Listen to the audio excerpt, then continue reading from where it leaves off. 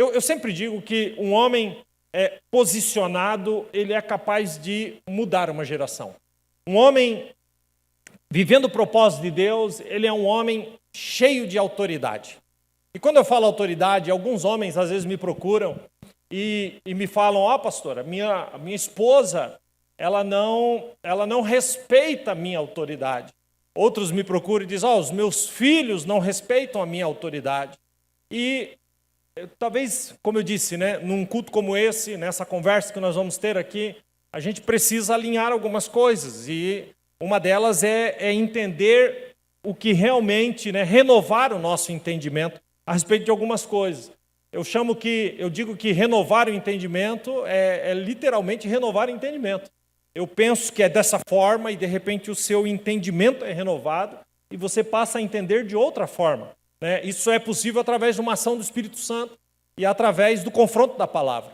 Quando eu digo que um homem ele pode mudar a sua geração a partir da sua vida, do seu casamento, da sua família, do lugar onde está, um homem cheio de autoridade, ele é capaz de mudar qualquer ambiente. E quando eu digo autoridade, eu poderia citar muitos pilares da autoridade aqui, mas eu quero começar aqui nessa introdução trazendo 2 pilares. Mas antes de eu entrar, eu preciso dar um tema para isso que eu vou falar aqui. E o tema, eu quero que você leia junto comigo, o Caio vai pôr ali: homem sim, menino não. Vamos dizer juntos, 1, 2, 3? Homem sim, menino não. Você pode apontar para alguém e falar: homem sim, menino não. Não vem com meninice não. Pode falar, se quiser acrescentar, você é macho, rapaz. É homem sim, ok? O homem, não o menino. O homem que tem autoridade, como disse, ele é capaz de impactar a geração em que ele vive. Lembrando, queridos, que Deus escolheu, quando você lê a pregação do apóstolo Pedro, no dia de Pentecostes, Pedro deixa isso muito claro, que Deus ele escolheu o tempo determinado para a nossa existência. Deus escolheu a geração. Por que você não nasceu em 1500? Por que você não nasceu no ano 1000? Por que você não nasceu em 1800? Deus escolheu esse tempo, essa geração para que você nascesse. Deus escolheu o lugar que você nascesse. Deus escolheu o Brasil para que você nascesse. Deus escolheu o lugar para que você vivesse. E por que Deus, que é tão cuidadoso, e tão cheio de detalhes, ele escolheu essa geração para que você vivesse? Para que você, a partir da sua hombridade em Deus, impactasse as pessoas ao seu redor e, impactando as pessoas próximas, você impactasse até os que estão longe. Como disse, para que o homem alcance esse impacto, ele tem que ter autoridade. E autoridade, como eu disse, eu poderia citar muitas coisas, mas eu quero só citar 2 aqui nessa introdução. A primeira coisa que testifica a autoridade de um homem é a submissão que esse homem tem à autoridade. A autoridade do homem é testificada pela submissão que ele tem à autoridade.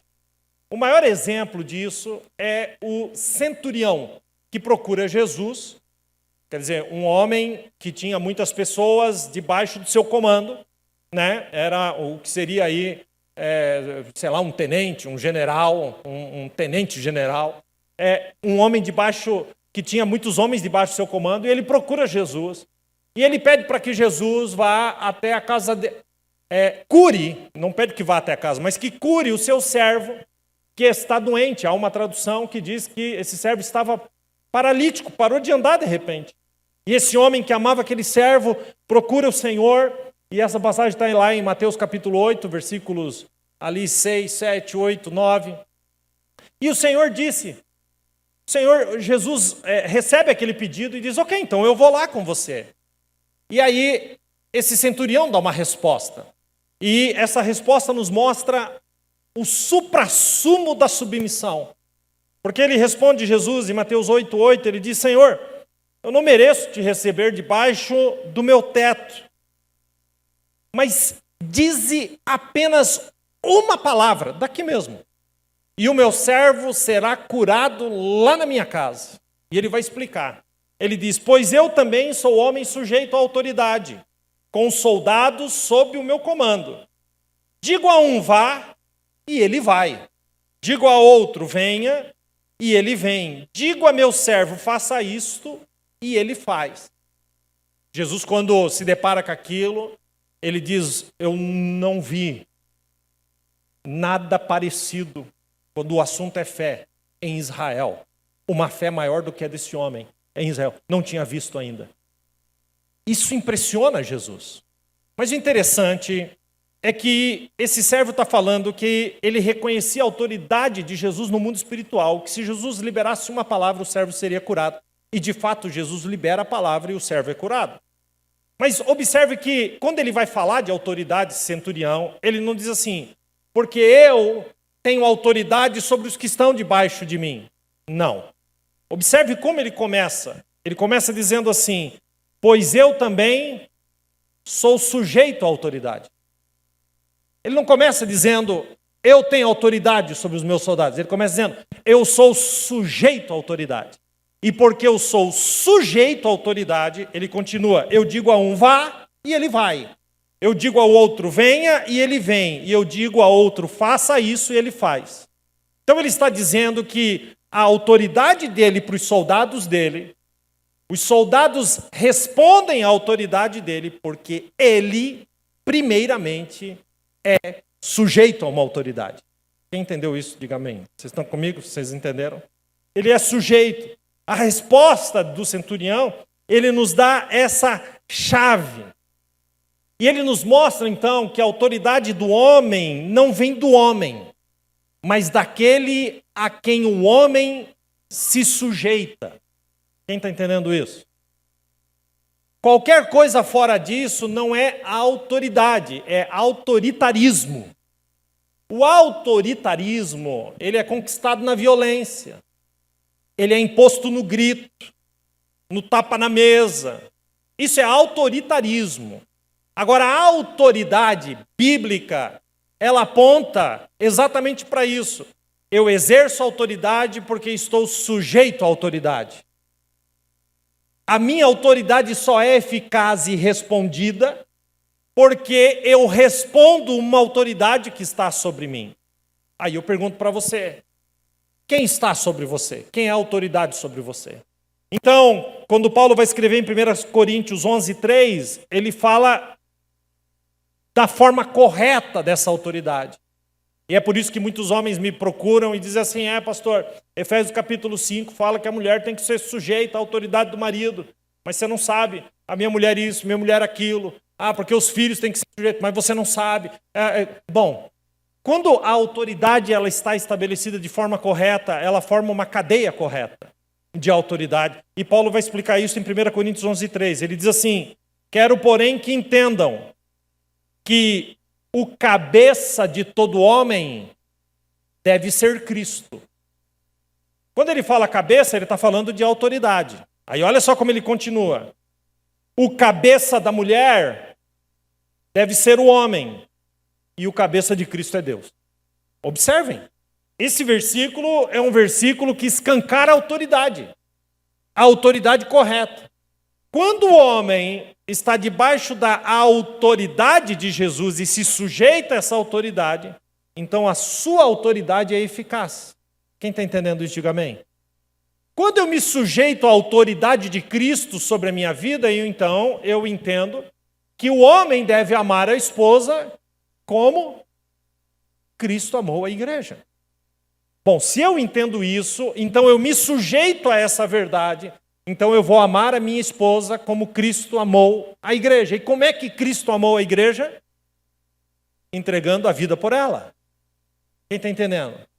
Uma mulher que recebe esse nível de sujeição à autoridade de Deus e sabe que seu marido a ama não apenas da sua própria carne, mas porque está sujeito a Cristo e a ama da forma correta, essa mulher não terá dificuldade em se sujeitar a esse homem, porque antes de mais nada, essa mulher também está se sujeitando a Cristo. Vocês estão entendendo isso ou não? É isso, queridos. Então o que acontece? Nós exigimos um respeito à nossa autoridade quando nós mesmos não nos sujeitamos à autoridade de Cristo. Homem que não se sujeita à autoridade não tem autoridade, tem autoritarismo. Então, se você não entender o princípio da submissão, você nunca terá autoridade. E nós fomos ensinados a buscar a autoridade na violência, na imposição. É assim que nós fomos ensinados. É na base, né? Eu não sei como é que vocês foram criados, mas a gente era criado assim. Se te pegaram no final da aula, na outra, você vai lá e você apanhava se você apanhasse. Ok? Você apanhava se você apanhasse. Porque nós somos criados a isso, a impor a nossa autoridade dessa forma. Então, quando o homem vem para dentro de um casamento, ele vem cheio de rejeitos. Tem ouro ali, mas precisa entrar num processo. Precisa ser garimpado para que esse ouro brilhe, para que esse homem se torne um homem de valor, ok? Para que esse homem encontre o propósito de Deus na sua vida. Então, assim, a autoridade, entre outras coisas, como disse, ela começa com a submissão. Quem entendeu isso até aqui, diga amém. Amém? Segunda coisa, a autoridade do homem, ela é testificada pelas cicatrizes. A primeira, submissão. A segunda são as cicatrizes. Queridos, as experiências elas nos dão autoridade. Eu não estou falando sobre os cursos que você fez, sobre os livros que você leu, mas eu estou falando das experiências com Deus que você teve. Isso testifica a nossa autoridade, as cicatrizes. Quando Paulo vai escrever a respeito disso em 2 Coríntios 1, 3, 4 e 5, ele escreve assim: Bendito seja o Deus e Pai de nosso Senhor Jesus Cristo, Pai das misericórdias, escute agora, e de toda consolação. Ele continua. Ele nos consola em nossas tribulações, para que, com a consolação que recebemos de Deus, possamos consolar os que estão passando por tribulações. Olha, você prestou atenção nisso daqui? Eu estou enfrentando uma luta, uma tribulação, uma guerra. Deus me consola nessa tribulação, para que, da forma que eu fui consolado por Deus na minha tribulação, eu possa consolar os outros nas suas tribulações. Então, observe que a minha tribulação tem um propósito. Ok? Não é algo difícil em si mesmo. Eu sou consolado na minha tribulação para que eu possa consolar os outros nas tribulações deles.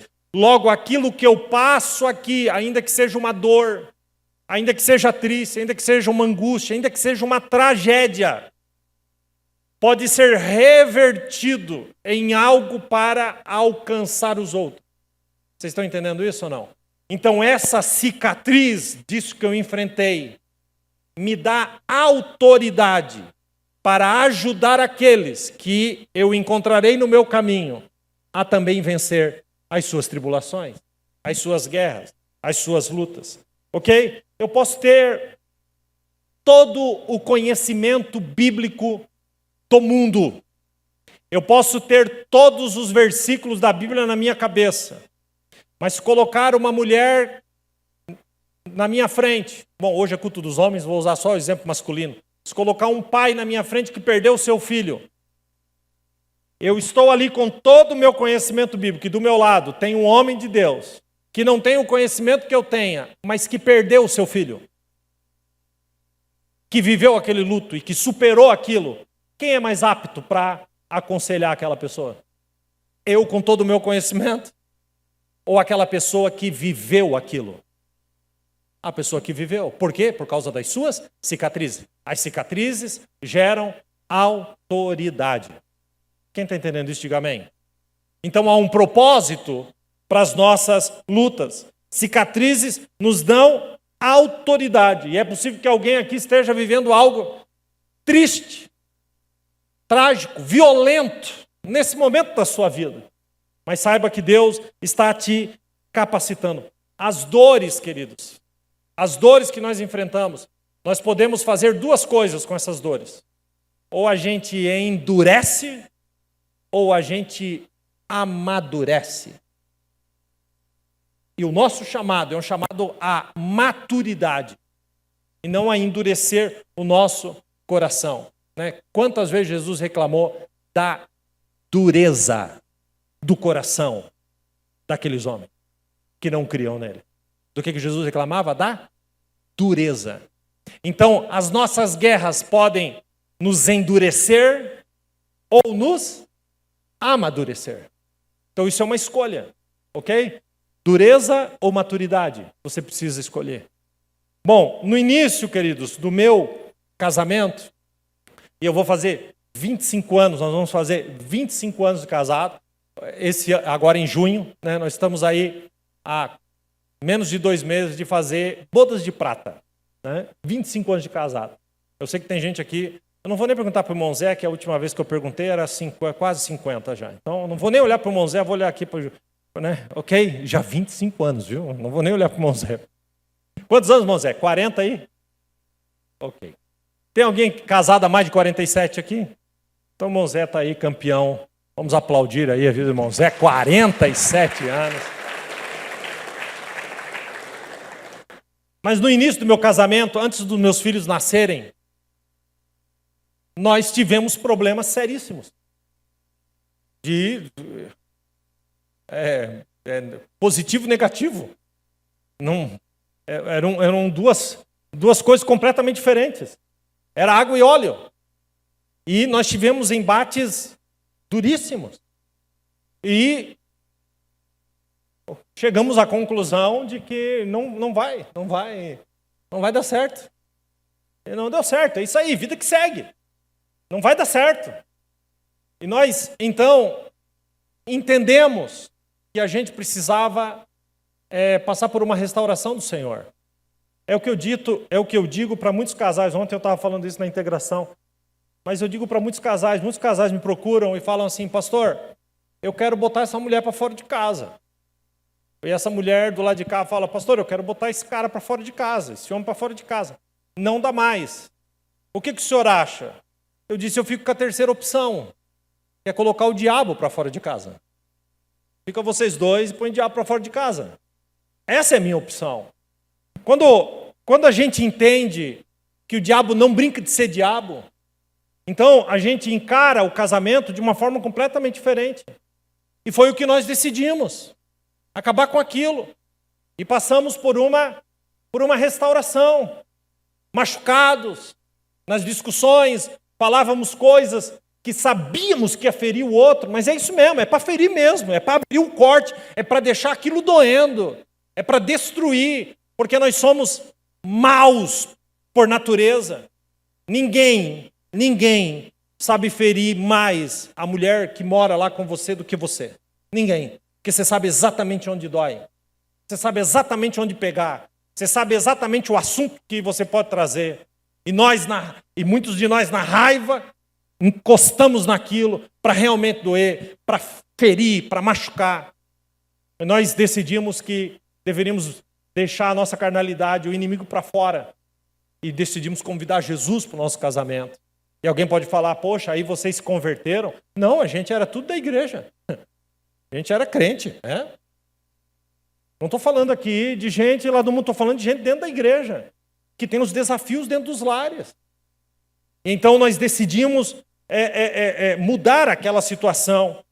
E muito rapidamente, nosso casamento então foi restaurado, e muito rapidamente houve um processo, e depois de cura, a gente percebeu, sem que a gente quisesse, sem que a gente tivesse pensado nisso, que casais com problemas começaram a nos procurar. Às vezes com um problema aqui e ali, e nós começamos a falar do nosso processo de cura, do nosso processo de restauração do casamento. Ou seja, as minhas guerras, as minhas lutas, as minhas cicatrizes agora me davam autoridade para ajudar, para consolar os outros nas suas tribulações. E sem que a gente esperasse, a gente foi sendo conduzido por esse caminho, ministerialmente, né? Muito antes de sermos pastores. E hoje nós temos uma igreja de muitos casais aqui. Nós estamos aqui guerreando pelas famílias.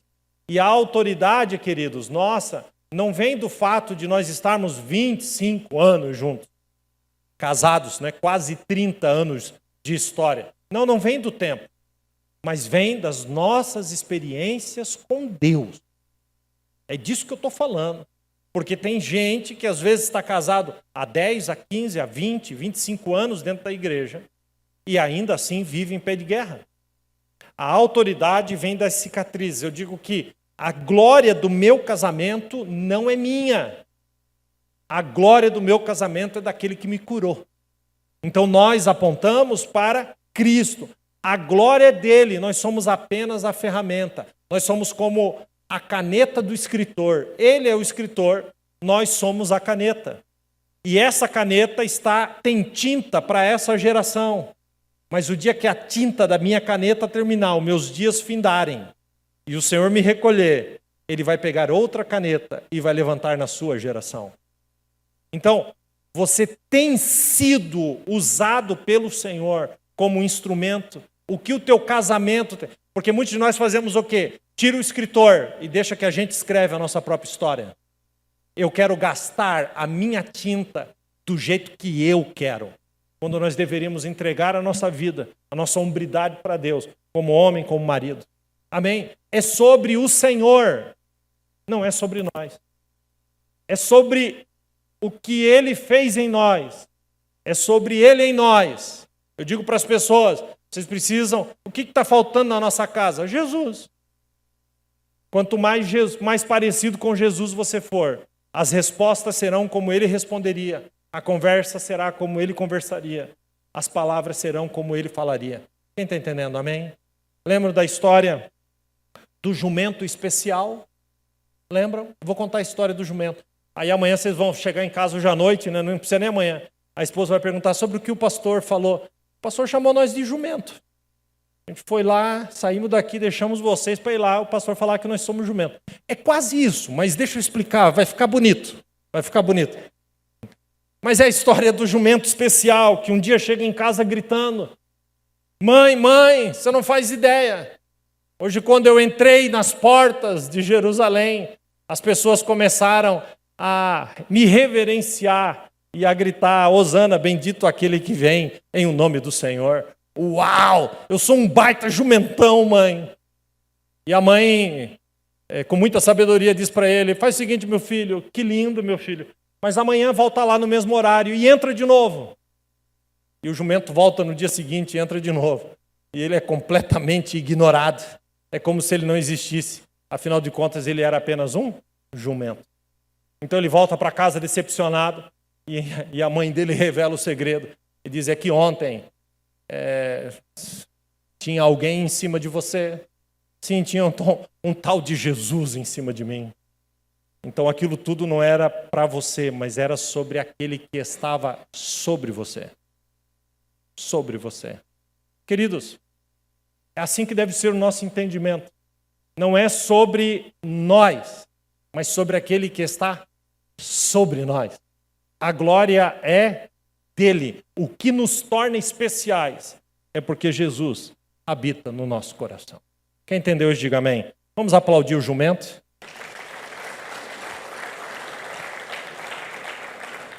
Diga para quem está perto. Eu vou pegar leve. Se o jumento aprendeu, tenho certeza que você vai aprender também. Não chama de jumento, só fala lá do jumento. Ok?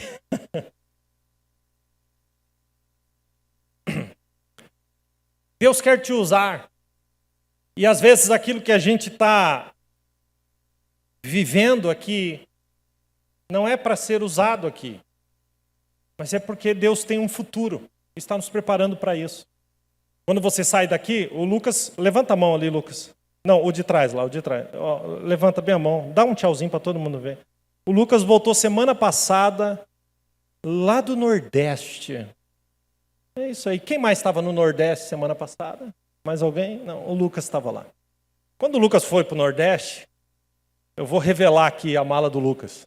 Eu tenho certeza que o Lucas colocou nessa mala bermuda, chinelo, camiseta, protetor solar, boné, chapéu, sei lá. Mais ou menos nessa linha. Por quê? Porque lá é muito quente. Agora, se você pega um cara lá do Nordeste e no inverno ele vai fazer uma viagem lá para o Rio Grande do Sul, o que vai ter na mala desse cara? Vai ter touca, vai ter blusa, vai ter moletom, vai ter calça, vai ter um monte de coisa arada. Quando a pessoa está aqui e vai para lá, é um tipo de roupa, um tipo de mala, que é levado na mala. Quando é ao contrário, é a mesma coisa. Ou seja, a mala define o teu destino. O que você está carregando na mala não necessariamente define o lugar que você está, mas define o destino que você vai chegar. Quem está entendendo isso? Com Deus, queridos, é a mesma coisa. Às vezes nós estamos enfrentando coisas, não faz o menor sentido no inverno eu estar aqui com uma bermuda, colocando bermuda aqui, não faz sentido, a gente fica reclamando, mas é porque Deus está nos preparando para um propósito. Então a gente não entende naquele momento, mas lá na frente nós vamos entender o propósito de Deus. Ainda que todo o sofrimento, as guerras e as lutas estejam acontecendo aqui, agora. Mas é porque tem um destino, tem um propósito. E Deus, quem lembra do versículo tão maravilhoso de Romanos 8? Sabemos que todas as coisas contribuem para o bem daqueles que amam a Deus e que são chamados segundo o seu propósito. Amém? Quem diz amém? Terminei a introdução, então agora eu vou começar a pregar, porque hoje eu vim com uma vontade de pregar, gente, que vocês não fazem ideia. Hoje 1h30 é pouco, né? Estou brincando, viu? Não fiquem assustados, eu só vou mais um pouco. Mas eu queria trazer um texto e destacar algumas lições aqui. 2 Samuel 11, 1-3. Na primavera, época em que os reis saíam para a guerra, Davi enviou para a batalha Joabe com seus oficiais, todo o exército de Israel, e eles derrotaram os amonitas, cercaram Rabá. Mas Davi permaneceu em Jerusalém. Uma tarde, Davi levantou-se da cama e foi passear pelo terraço do palácio. Do terraço viu uma mulher muito bonita tomando banho e mandou alguém procurar saber quem ela era. Como nós estamos nesse caminho de cicatrizes, falando dos desafios, deixa eu continuar aqui usando alguns exemplos, eu quero destacar alguns exemplos de Davi. Eu acho interessante que Deus não esconde os pecados dos homens da Bíblia. Homens também tropeçam. E homens bíblicos, personagens bíblicos, eles também tropeçam. Olha, eu vou falar uma coisa para você. Desconfie, procure me entender, eu estou falando de coisas espirituais. Desconfie de quem não manca. De quem é muito autossuficiente. De quem é muito santo. De quem está muito acima de qualquer suspeita. De quem julga tudo e todos. Desconfie. Desconfie disso. Quando você encontra uma pessoa que só expõe a sua santidade, cuidado. Porque a verdadeira santidade, ela não precisa ser exposta. A verdadeira santidade, ela precisa ser vivida. Vivida. Ok? E essa santidade, ela aponta para a nossa espiritualidade. E você lembra dos 3 pilares, não é o assunto, mas só para você lembrar. Você lembra dos 3 pilares da espiritualidade em Mateus capítulo 6, que é o capítulo do Sermão do Monte? O que o Senhor fala ali? Jejum, oração e generosidade. Jejum, oração e generosidade. É a teologia do jejuar, a teologia do orar e a teologia do ofertar. São os 3 pilares da espiritualidade. Mateus capítulo 6, depois você lê na sua casa. Agora observe, o jejuar, para que ninguém fique sabendo. O orar, ele diz, entra no teu quarto. E o Deus que vem em secreto te recompensará em secreto. E o ofertar, ele diz, o que a mão direita dá, a esquerda não precisa saber. Então, os pilares da espiritualidade apontam para algo que não precisa ser exposto. Não precisa ficar mostrando para os outros. Ok? Então, a santidade vai no mesmo caminho. Ela não precisa ser exposta, uma necessidade de expor que você está acima do bem e do mal. Eu desconfio desse tipo de gente. Porque a espiritualidade, ela não precisa, como disse, ser exposta, ela precisa ser vivida. O homem santo não arrota santidade, porque ele não precisa disso. O homem espiritual é ao contrário disso. Ele tem a capacidade de reconhecer que ele não está bem. Ele tem a capacidade de reconhecer que as coisas não vão bem, que o negócio está mal. Ele não precisa se colocar nessa posição de disfarce, de dizer que está tudo certo. Quando Davi vai pecar, voltando para Davi, ele manda chamar Batseba. Vocês conhecem a história? Não vou nem entrar aqui. Mas ele trai um dos seus soldados, ele manda matar o marido dessa mulher, quando essa mulher engravida dele. Esse cara está na guerra, e Davi comete aí um assassinato com ocultação de informação. Quase que eu falei ocultação de cadáver. Isso aí foi Moisés, ok? Observe como os homens de Deus cometeram graves pecados. E todos eles estão expostos na Bíblia. Davi era um homem que estava mancando, mas escondido atrás disso. E é interessante que quando a gente olha para esse texto, o texto começa dizendo que na primavera os reis saíam para a guerra. E Davi chama o seu comandante Joabe e envia Joabe para a guerra. A guerra era um dos reis, os reis iam para a guerra. Os reis iam para o campo de batalha, mas Davi falou, não vou. Deixa eu ficar em casa, deixa eu mandar Joabe. Joabe é bom pra caramba. Joabe pode fazer isso no meu lugar. Observe como a fraqueza do homem começa a ser exposta a partir do momento em que esse homem começa a delegar, a terceirizar o que é o seu papel. Começa, não, ele resolve por mim, aquilo resolve por mim, os meus filhos resolvem por mim, a família resolve por mim, a carência que eu tenho que suprir, o Netflix resolve por mim. Quando o homem começa a delegar o que é sua própria função, o que Deus deu a ele para fazer e realizar, é o começo da ruína. E Davi, ao invés de ir para a guerra, esse cara, ao invés de ir para a guerra, ele fica em casa. E é interessante, queridos, porque Davi não acordou e pensou, você quer saber uma coisa? Hoje eu vou acabar com a minha vida, hoje eu vou arrumar uma mulher, hoje eu vou adulterar, Não. Só que ele ficou vulnerável. Ele deveria estar na guerra, mas não foi para a guerra. E aqui, queridos, entra o tema que eu quero compartilhar. Sabe, homem sim, menino não. Homens vão para a guerra, meninos não. Homens levantam e vai para cima, para resolver o que tem que ser resolvido, meninos não.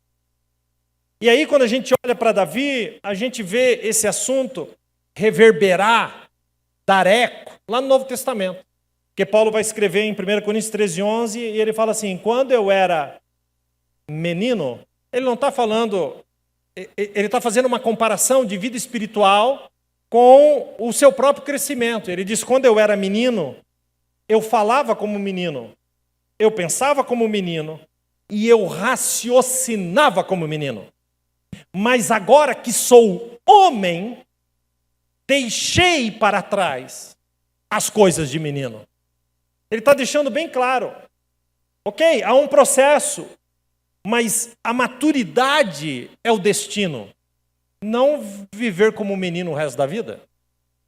E Davi, ao invés de ir para a guerra como homem, ele prefere ficar ali.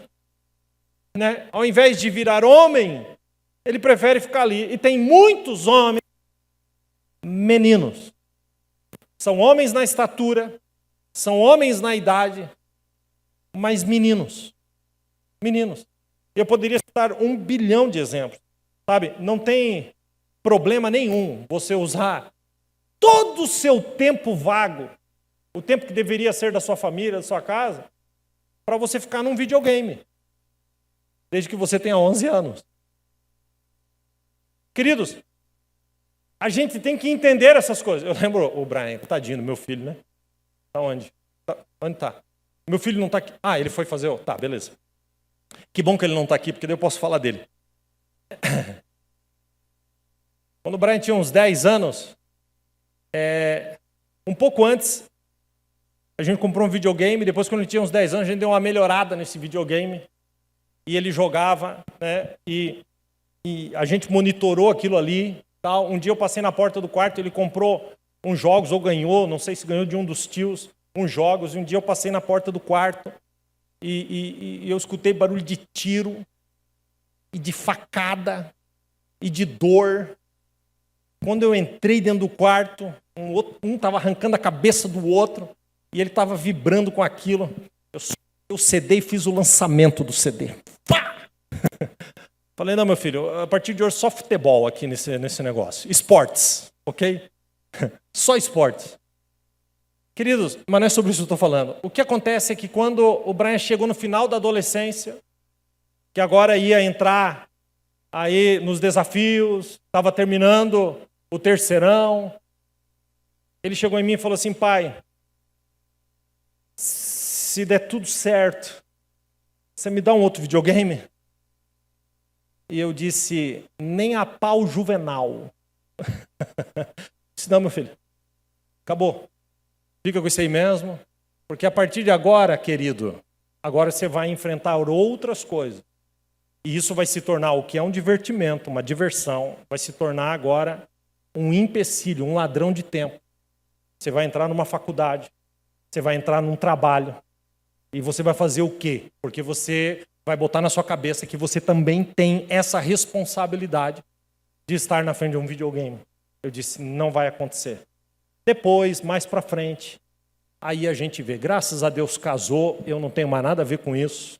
Ok, se quiser, é problema dele, não é mais meu. O que eu quero dizer, queridos, eu não estou aqui fazendo apologia, né, pregando contra isso. O que eu quero dizer, estou usando apenas um exemplo. Estou usando apenas um exemplo de que um hobby não tem problema nenhum. Porque eu posso estar falando, usando esse exemplo, e você pode estar olhando para mim e falando, eu nem sei o que é isso. Isso para mim não faz diferença nenhuma. Só estou trazendo um exemplo. Mas todos nós temos os nossos hobbies. E eles são importantes. A famosa caixinha do nada. Aquilo que a gente faz. Agora, o que não dá para acontecer é você, ao invés de levantar para a guerra, ficar preso no hobby. Aí o perigo está grande. Aí o negócio, a ruína vai acontecer. Sabe, homem, não menino, homem tem que levantar e ir para cima. Homem tem que ser produtivo. Homem foi chamado para guerrear e vencer batalhas. Homens que são pais, eles têm que levantar e cumprir o seu papel na vida dos filhos. Não terceirizar isso para a internet, para os influencers, né? Homens, meninos, geram famílias imaturas, fracas, enfraquecidas. Muitos homens, meninos, se comportam como se aquilo que estivesse acontecendo ao seu redor não fosse sério. É como criança em velório. Você já viu criança em velório? Está correndo, está brincando. Eu já tive em velório que entrou criança correndo pela porta e passou debaixo do caixão correndo. Um correndo atrás do outro. Tem um irmão aqui, eu não vou citar quem é, ele esbarrou no caixão e a mão do defunto ainda bateu nas costas dele. Pequeno.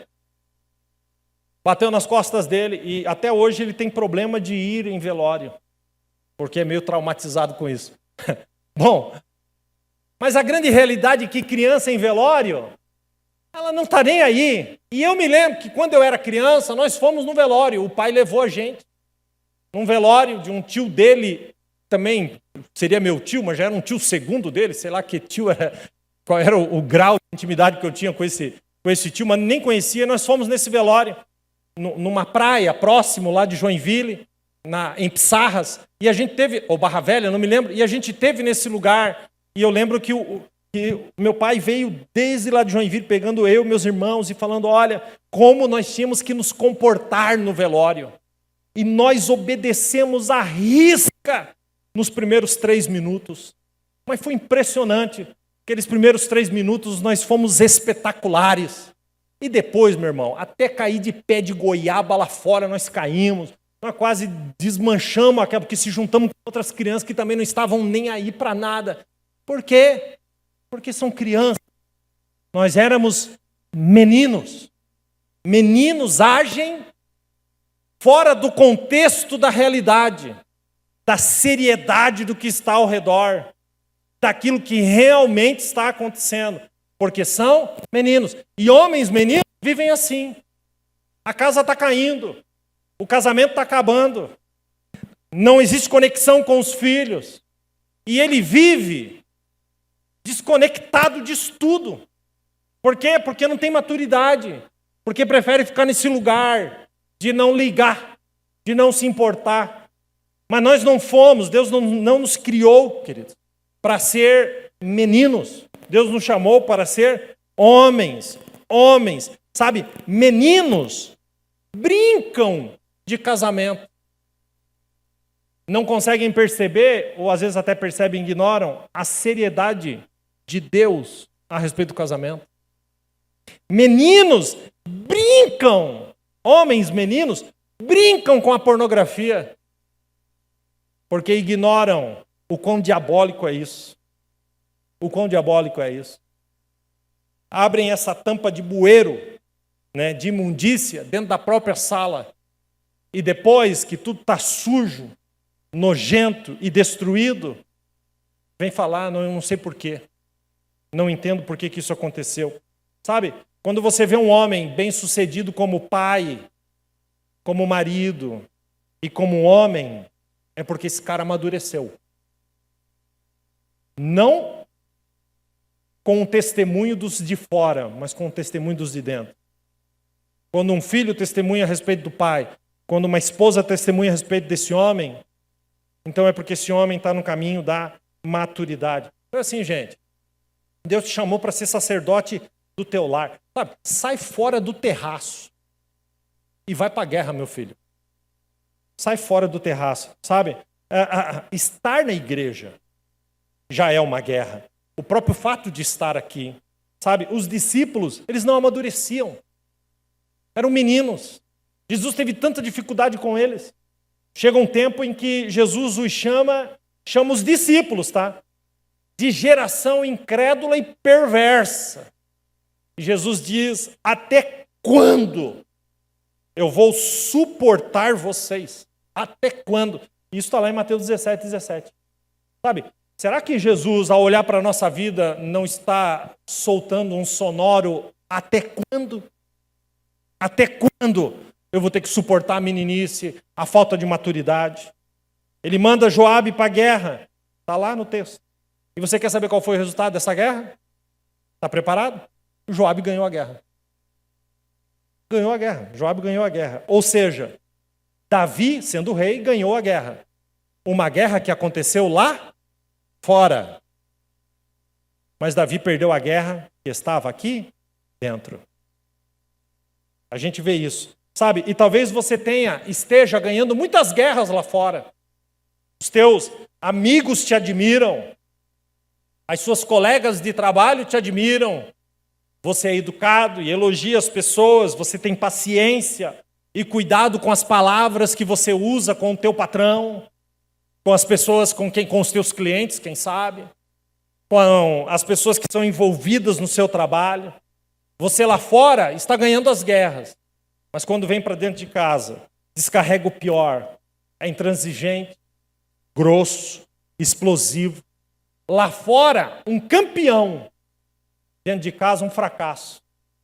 Porque quem determina, quem pode garantir que você é um campeão dentro de casa, não é você. É as pessoas que moram lá com você. Elas que têm que ter o testemunho sincero. Não é você chegando e falando, o que você acha de mim? Botando na parede. Mas aquilo que Deus sabe que está dentro do coração delas. Sabe? Naamã é um exemplo disso. Era aquele general de guerra que ganhava todas as guerras. Porém era leproso. E dentro de casa ele não passava de um leproso. Ganhava as guerras fora. Estava morrendo dentro. Sabe? A maior vitória que um homem pode alcançar é dentro de casa. Davi tinha canções escritas a seu respeito. Saul ganhou de milhares, Davi de 10 milhares. Uau, que campeão! Mas agora estava sendo reprovado dentro de casa. Observe esse texto, no segundo parágrafo. Leia comigo. Uma tarde, Davi se levantou. Eu pergunto para vocês, dormir é pecado? Ah, gente, é claro que não. Mas dormir em tempo de guerra é um grande problema. Escute, uma guerra estava acontecendo e Davi não acordou de manhã. Davi estava no seu modo zen. A guerra estava acontecendo. Homens morrendo, dando a sua vida pelo reinado. E Davi estava tão de boa que ele conseguiu até dormir um soninho da tarde. Não tem nada de errado quando você está de boa. Mas quando está acontecendo uma guerra, eu estou falando de coisas espirituais. Quem está me entendendo, diga amém. Então, se Davi estava dormindo à tarde, depois de uma noite de sono, estava dormindo à tarde, e aí observe o cenário, e estava tendo uma guerra, pessoas morrendo, em nome do seu reinado, então eu chamo isso de preguiça. Quem concorda comigo, diga amém. Nesse contexto, ok? E aí, queridos, há um texto em Provérbios 6:9, que Salomão escreveu assim, até quando você vai ficar deitado preguiçoso? Não existe nada pior do que um homem preguiçoso no casamento, no relacionamento. E eu não estou falando de vida sexual, que eu quero crer que vocês não são preguiçosos para isso. Está tudo bem. Mas preguiçoso para todo o resto. Preguiçoso na criação dos filhos. Não quer se envolver, fala para a mulher, resolve você, resolve você, resolve você. Não tem uma voz. Não assume as responsabilidades. E aí Salomão escreve, até quando você vai ficar deitado preguiçoso? Quando se levantará do seu sono? Tirando uma soneca, cochilando um pouco, cruzando um pouco os braços para descansar. Aí vai acontecer duas coisas com o preguiçoso. A sua pobreza te surpreenderá como um assaltante. E a sua necessidade sobrevirá como um homem armado sobre você. O preguiçoso é atingido por 2 tiros. Pobreza e necessidade. E eu não estou falando de dinheiro. Ainda que, se você for um preguiçoso para trabalhar, eu lhe dou o conselho que Paulo deu aos homens, alguns homens de Tessalonicenses, que decidiram não trabalhar mais, porque eles queriam esperar a volta de Jesus. E aí Paulo deu um conselho tremendo para esses homens. E ele disse, se vocês não querem trabalhar e esperar a volta de Jesus, não tem problema, só não comam mais. Porque a comida, alguém está trabalhando para te dar. Então você não quer trabalhar? Não coma. Esse foi o conselho de Paulo. Não estou falando a respeito de trabalho, até porque a gente pode outro dia entrar sobre isso, mas eu estou falando sobre uma pobreza de espírito e uma necessidade espiritual que é instalada dentro da casa do homem preguiçoso, que ao invés de levantar para guerrear, fica entre um cochilo e outro, não consegue perceber o que está acontecendo à sua volta. Quando você dorme profundamente, você perde a percepção do que está acontecendo à sua volta. E muita gente, muito homem dormindo dentro de casa, sabe? Homens preguiçosos geram casas pobres e necessitadas. Em todos os sentidos. Bom, Davi se arrepende. Vocês conhecem a história, não vou entrar nisso. E lá na frente, essa mulher, Urias é morto, ok? O profeta Natan fala com ele lá na frente. A Batseba, essa mulher, ela tem um filho, que ela ficou grávida de Davi, tem um filho, e agora esse filho está à beira da morte. Agora olha que interessante, 2 Samuel 12:15. O Senhor fez adoecer o filho que a mulher de Urias dera a Davi. Olha como Deus fala dessa mulher. Vou repetir. O filho que a mulher de Urias dera a Davi. Deus não diz a mulher de Davi. Urias já tinha até morrido. Mas Deus não compactuava com aquilo. Então o Senhor diz, o filho da mulher de Urias. Ela nasceu para Urias. O propósito era Urias. E você entrou no meio. E ele diz, e Davi então implorou a Deus em favor da criança, jejuou e entrando em casa, grava isso, passou a noite deitado no chão, orando. O cara que dormia à noite e dormia à tarde, enquanto estava tendo a guerra, no processo de arrependimento. Agora, não dorme à tarde e não está nem mais dormindo à noite, clamando ao Senhor. Davi entendeu o que era guerra. Davi entendeu que ele precisava se posicionar. Davi entendeu. Quem está entendendo isso, diga amém. Meu irmão, se você está aqui nessa noite, dá tempo para você guerrear. Se você é pai, eu preciso lhe dizer, seja pai, um pai bíblico para os seus filhos. Um pai bíblico para os seus filhos. 80% das pessoas que estão dentro das penitenciárias são filhos de crentes nominais que não cumpriram o seu papel de pai dentro de casa. Qual que foi o último serial killer aí que assombrou o Brasil? Como é que era o nome do cara? Quem lembra? Lázaro. Quem deu esse nome para esse cara?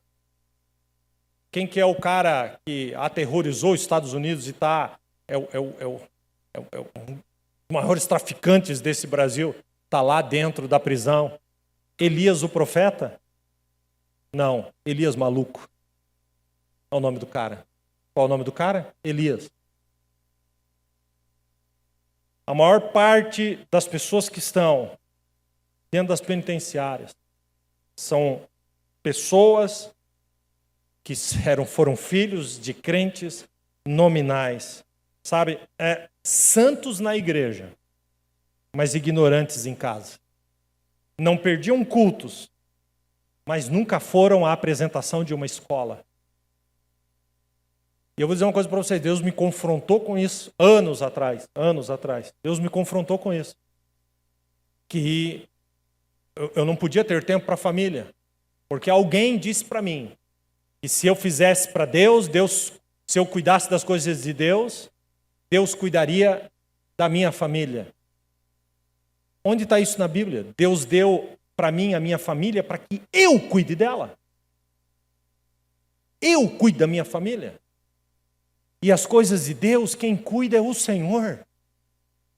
Porque não existe ninguém na terra que consegue cuidar das coisas de Deus.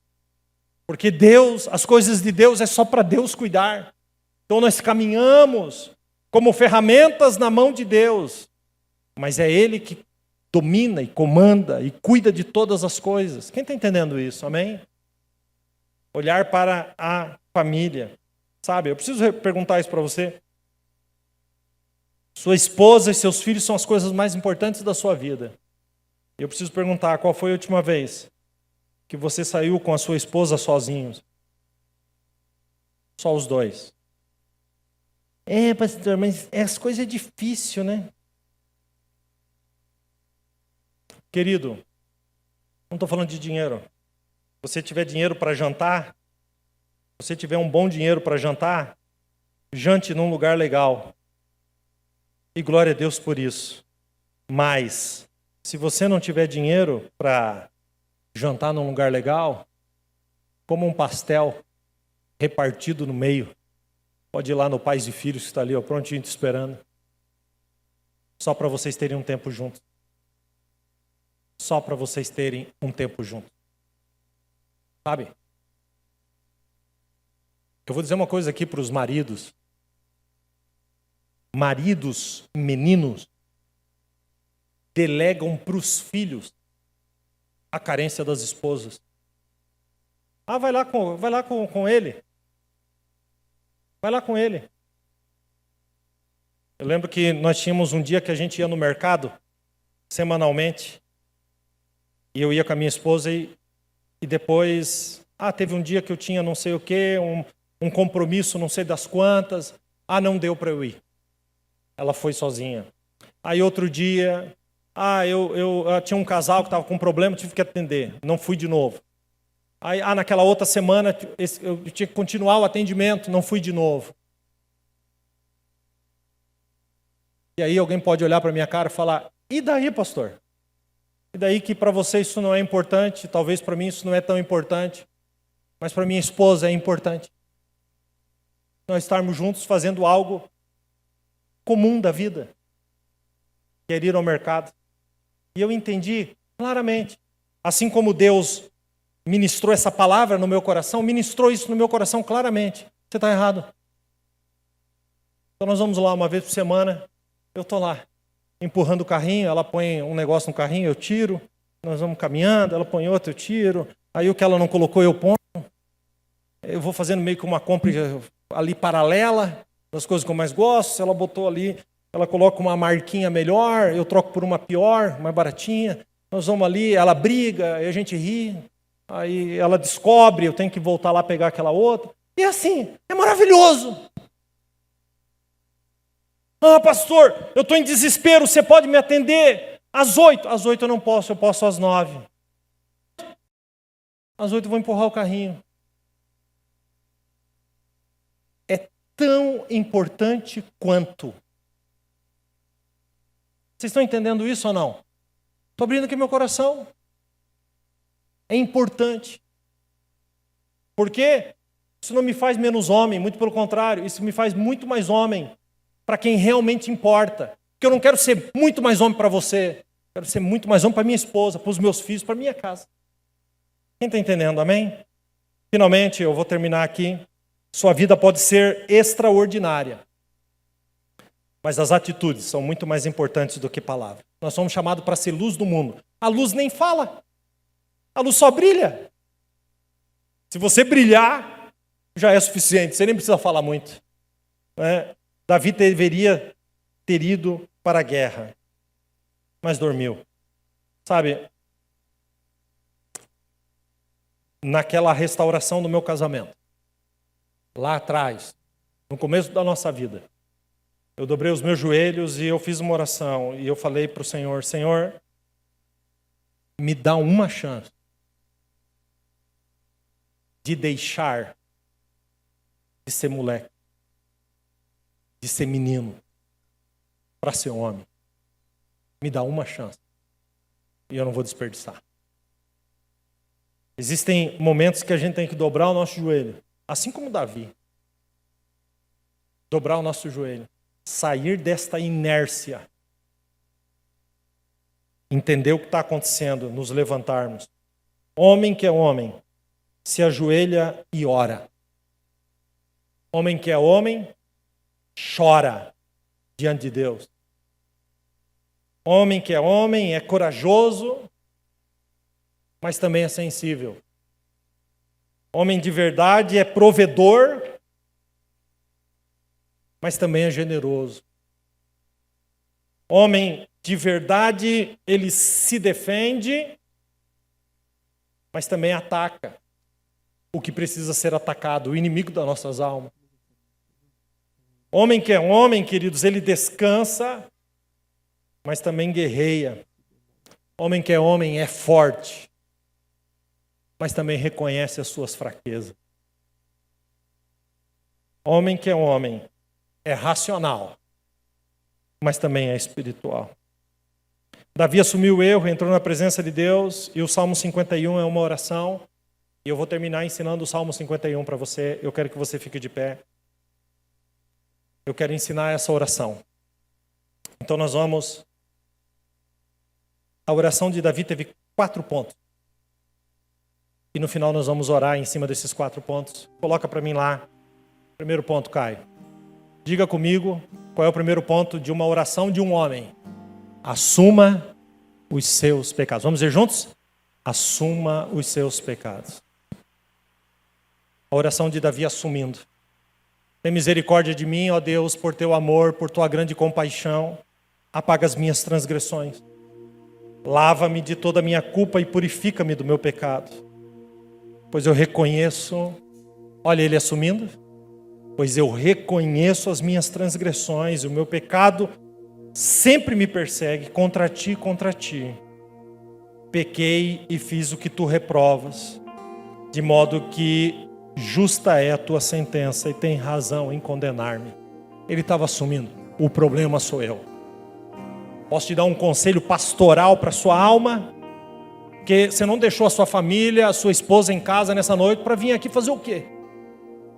Se não é para receber essa palavra, assuma os seus erros. Assuma os seus pecados. Diante de Deus, diante da sua família, diante da sua casa. Assuma. Segundo ponto da oração. Depois de assumir o pecado, ele apresentou os seus anseios. Ele apresentou para Deus o que ele queria. Então ele escreve: cria em mim um coração puro, ó Deus. Renova dentro de mim um espírito estável. Olha que precioso isso. Não me expulse da tua presença, nem tires de mim o teu espírito. Devolve-me a alegria da tua salvação e sustém-me com o espírito pronto a obedecer. Preste bem atenção nisso. Escute. A primeira parte, ele confessa diante de Deus. Ele assume o erro diante de Deus. A segunda, ele apresenta diante de Deus os seus anseios. Então ele vai olhar para a sua família. E aí ele vai fazer o terceiro ponto da oração. Peça sabedoria. Ó Senhor, dá palavras aos meus lábios, e a minha boca anunciará o teu louvor. Então quando ele assume o erro, e quando ele diz: Senhor, eu quero o teu espírito, eu quero ser cheio de ti. Então ele olha para a família e diz: Senhor, me dá palavras de sabedoria, para que as minhas palavras sejam como um louvor diante de ti, dentro da minha casa. E quando ele vai terminar, ele termina com muita humildade. Ele não sai batendo no peito, dizendo: eu sou o cara. Não. Salmo 51:17. Seja humilde. Ele termina escrevendo: os sacrifícios que agradam a Deus são um espírito quebrantado e um coração quebrantado e contrito, ó Deus, tu não desprezarás. Posso fazer uma oração por você? Você é capaz de nessa noite orar comigo e dizer: Senhor, eu não quero mais ser menino, eu quero ser um homem. Senhor, eu não quero mais ser menino, eu quero ser um homem. Deixa eu colocar a oração ali. Coloca lá os 4 pontos. Não, o final, a última tela cai. Assuma seus pecados, apresente seus anseios, peça sabedoria e seja humilde. Sabe por que nós não fizemos o pastel hoje, o comes e bebes hoje no final do culto? Você quer saber? Vou te responder. Porque eu quero que você saia daqui e vá direto para sua casa, com essa palavra queimando no seu coração. E que ainda essa noite você diga alguma coisa para sua esposa, que você diga alguma coisa para os seus filhos, que você levante a sua voz dentro de casa para dizer alguma coisa. E Deus vai te dar sabedoria para isso. Deus te chamou para ser homem, não para ser menino. Não para ser menino. Eu quero fazer uma oração, e eu queria que você fizesse uma oração, a sua oração, mas que você de vez em quando batesse o olho ali e começasse a orar dizendo: Senhor, eu quero assumir aqui as minhas falhas, quero assumir os meus pecados, no meu casamento, na criação dos meus filhos, na minha vida, Senhor, como homem. Que você assuma que você tem sido menino e não homem, que você está brincando com coisa séria, que você está flertando com coisa séria. E você diga: Senhor, eu assumo, eu não aguento isso, eu preciso. E aí você apresenta os teus anseios. Eu quero ser um homem, segundo a tua vontade, cheio do teu espírito. Depois você transiciona e diz: Senhor, me dá a palavra de sabedoria dentro da minha casa, no meu casamento. E finalmente você diz, com o coração quebrantado, sabe? Quem sabe você tem a capacidade ainda de derramar uma lágrima pelo seu casamento, pela sua família. E dizer: Senhor, que Tu encontre em mim um coração quebrantado, um coração humilde. Eu quero que você curve a sua cabeça. Se você puder colocar a mão sobre o seu coração. Assuma os seus pecados. Eu vou te dar 1 minuto para isso. Só você e Deus agora. Assuma os seus pecados.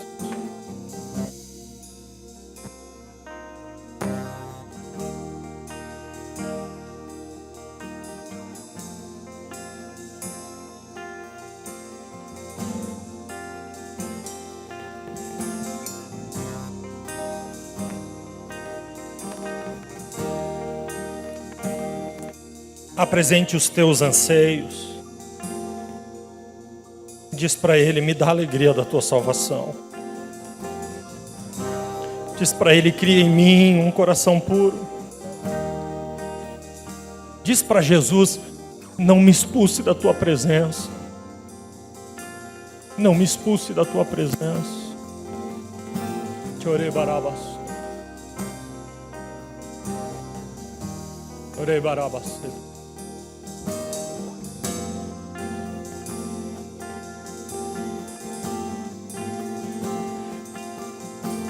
Essa sabedoria, diz para Ele: Senhor, dá palavras aos meus lábios. Que as minhas palavras sejam como louvor.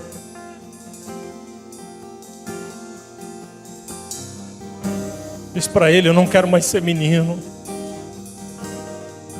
Eu quero ser homem. E agora, com o espírito quebrantado, você é capaz de derramar uma lágrima.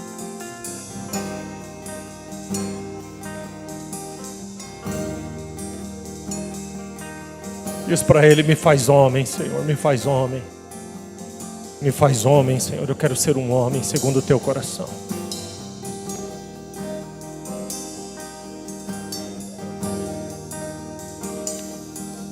Pai, em nome de Jesus, nós estamos nessa reunião tão preciosa e tão séria.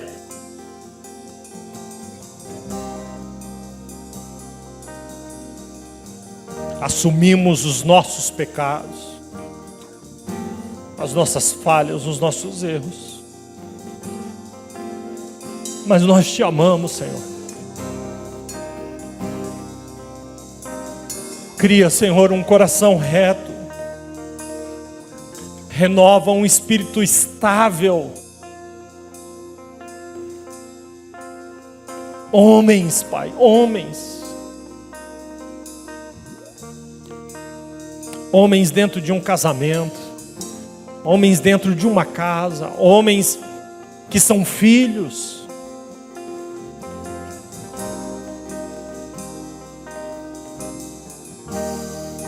Senhor, dá sabedoria. A Tua palavra diz em Tiago que se alguém tiver falta de sabedoria, peça a Deus que a todos dá deliberadamente. Dá sabedoria para esse homem. Amadurece, Senhor, esse homem. Que as suas palavras sejam palavras de sabedoria. E dá humildade, Senhor. Dá humildade, Senhor. Dá um espírito quebrantado, porque um coração quebrantado e contrito Tu nunca desprezarás. Pai, em nome de Jesus, nós Te bendizemos, nós Te exaltamos, nós Te louvamos.